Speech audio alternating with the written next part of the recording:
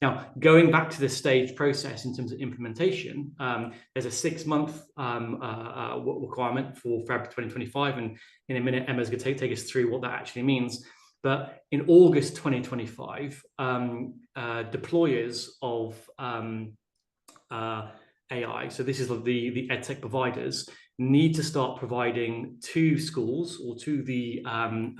deployers of the AI technical and functional documentation of how their AI works. So what data sets is that AI being trained upon, how are they managing the potential risks of bias and all the other sort of areas of risks of harm, how are they minimizing the risk that it's going to hallucinate,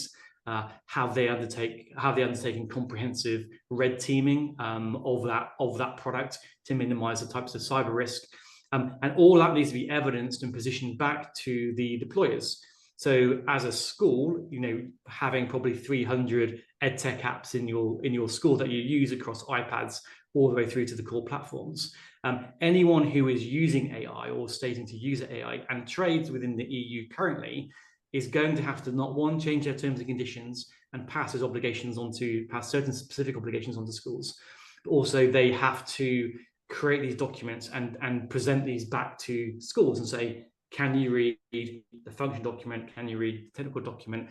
Can you sign our new terms and conditions? And as a deployer, as a school, in law within the EU,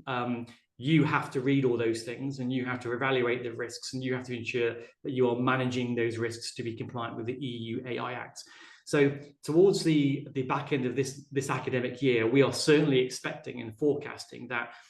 schools are suddenly going to be overwhelmed or certainly going to start receiving a lot of changes in contracts and these technical and functional documents that you're going to have to evaluate to make a decision as to whether you continue using that AI or that platform or that edtech product beyond August 2025. And then there are certain things that you need to be doing over the course of that year.